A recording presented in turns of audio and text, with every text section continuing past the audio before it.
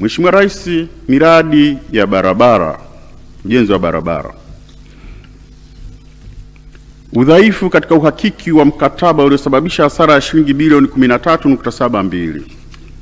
Mheshimiwa Rais, Wakala wa Barabara Tanzania ilisaini mkataba wenye thamani ya shilingi bilioni 38.36 mnamo Disemba 2022 kwa ajili ya utekelezaji wa mradi wa uboreshaji barabara ya Ibanda Kajunjumele kilomita 22.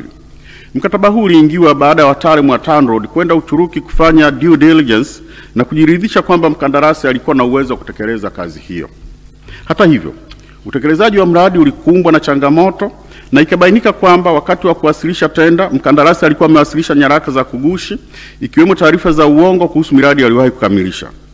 Mkandarasi pia aliwasilisha dhamana ya utendaji na dhamana ya malipo kutoka benki ya nchini Azerbaijan ambayo ilimwezesha mkandarasi kulipwa kiasi cha shilingi bilioni 3.72 kama malipo ya awali.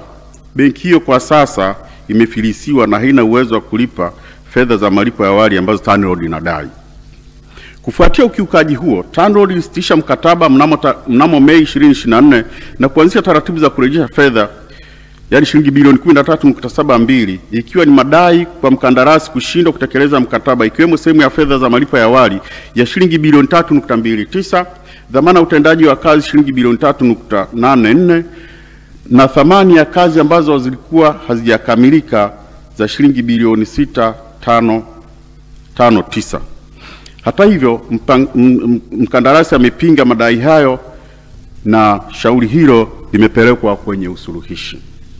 Hii Mheshimiwa Rais, ni kwamba awali walienda wakafanya due diligence, wakasema mkandarasi ana uwezo wa kutekeleza kazi, lakini walivyositisha mkataba kwenda kufanya due diligence ya pili, ikaonekana nyaraka alizowasilisha mkandarasi hasa za kuonyesha kwamba ana uwezo ni za uongo, ni za kugushi, na benki ambayo ilikuwa imetoa dhamana inafilisiwa.